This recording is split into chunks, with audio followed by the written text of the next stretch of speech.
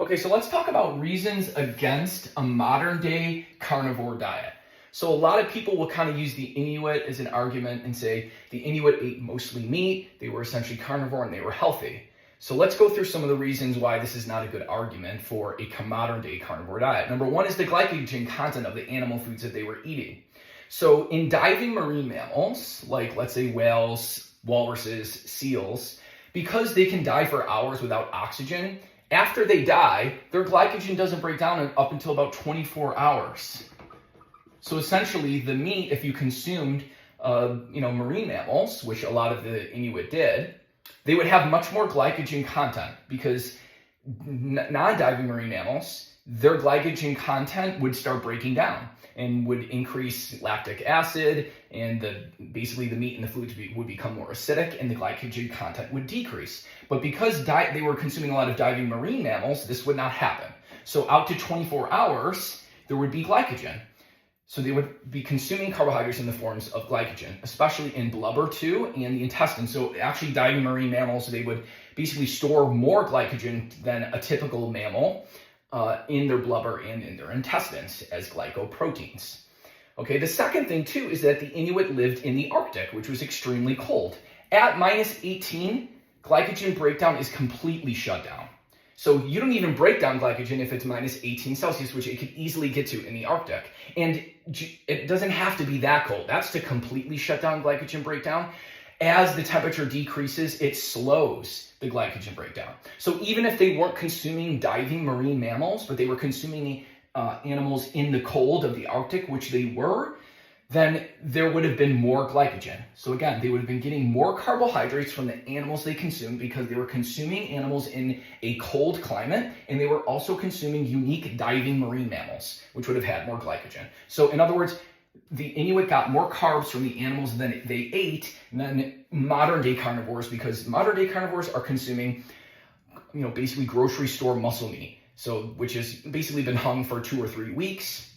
And it's completely different than consuming, fresh meat or essentially frozen meat in the Arctic, okay? So that's one good argument against the argument that the Inuit basically, were a high carnivorous diet. Well, it was completely different. They were getting way more glycogen. Next to looking at the bone health of the Inuit, both Inuit back who were born in the late 1800s, who were eating a traditional diet for most of their lives, showed that the women developed osteoporosis an entire decade earlier than matched Caucasian women, despite getting good vitamin D and calcium intakes. Okay, and we believe, and the authors believe, this to be the high acid load of the animal foods that they were consuming. Basically, they did eat a high animal protein diet, and basically they stated, especially in women, because basically bone health is more affected in women than men, because even men eating a traditional standard American diet never develop a low enough bone mineral density to develop spontaneous fractures. Only women do, and that even takes 75 years old is when that typically develops eating a standard American diet. So this was happening, basically osteoporosis at about the age of 60 in Inuit women. So they had poor bone health. So this is not also a good argument. Looking at the extinct Inuit as well, they had a lot of compression vertebral fractures as well. So that is speculative as well, but it still isn't a good argument to use the Inuit when the women had poor bone mineral density. So basically the women in their 70s had about 30% less bone mineral density than age-matched women, and they had higher rates of osteoporosis and high rates of vertebral compression fractures. Okay, which probably was due to the acid load of the animal foods. Carb intake as well. They did consume some carbs. On average, it's very likely that the Inuit got somewhere around 60 grams of total carbs per day from both the glycogen intake, but also they would store berries in the winter, right? Because it's basically like an icebox in the Arctic. Or in blubber, several studies said that they would store berries and nuts, etc., in blubber and store them for the winter.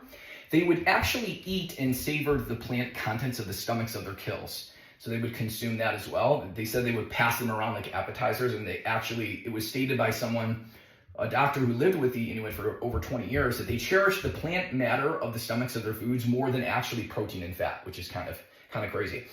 Also, they actually didn't consume a high-fat diet. It was actually more high-protein. Most of the studies show that they ate somewhere like 250 to 300 grams of protein. So they were getting a tremendous acid load. And because they had to use the fat for light and heat, think about it. They're living in sub-zero temperatures. So they would use the fat, the blubber, to heat where they were living and for light.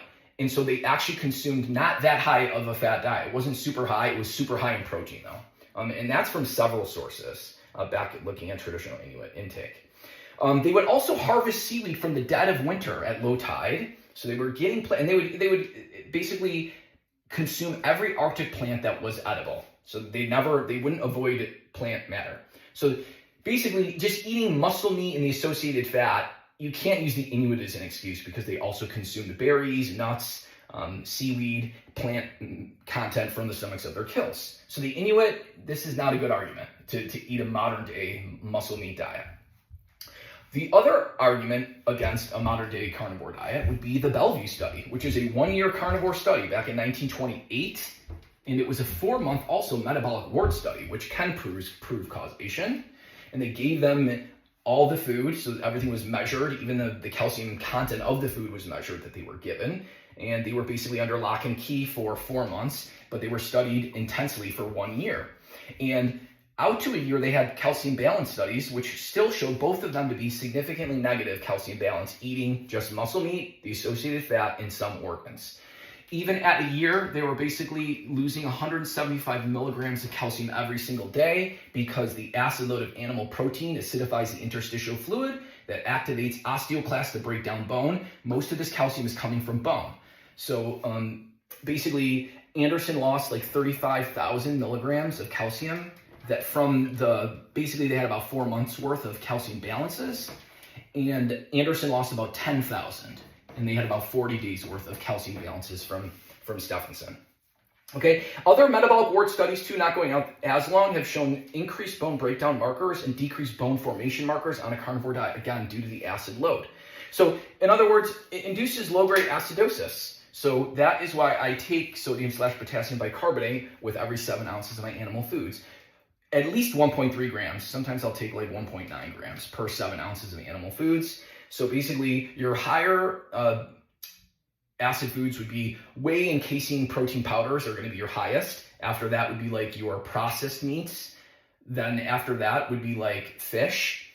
After that would be like meat, red meat, etc. And then basically you have other things like whole eggs, etc. that are below that. And even cheeses are below that. So we used to think that Parmesan cheese, etc. was higher, but that's based on looking at overall protein intake, but it's lower in sulfur compared to meat. And it's really the sulfur amino acids that truly contribute to the acid load. So basically offsetting the animal protein with bicarbonate is important. And you might say, well, why? We never used to have to supplement with bicarbonate, but we used to get the bicarbonate when if we consumed animals that were fresh.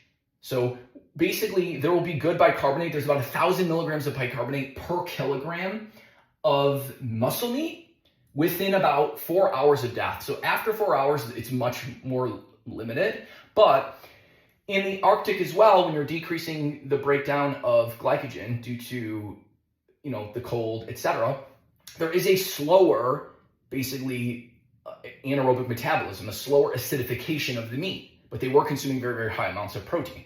But regardless, meat comes naturally within the cell, bicarbonate, and also within fresh fluids, blood, and interstitial fluid. There's about 1,800 milligrams of bicarbonate per liter of extracellular fluid. And I said 1,000 milligrams of bicarbonate per kilogram of muscle meat if you consume that animal within about 4 hours. Now, obviously, they weren't always doing that and weren't always consuming foods that were super cold, okay? But I'm just saying that muscle meat in eating fresh animals and colder animals would have more bicarbonate. So basically, an elephant has about 200 million milligrams of bicarbonate or bicarbonate-forming substances if you consumed it fresh within 4 hours.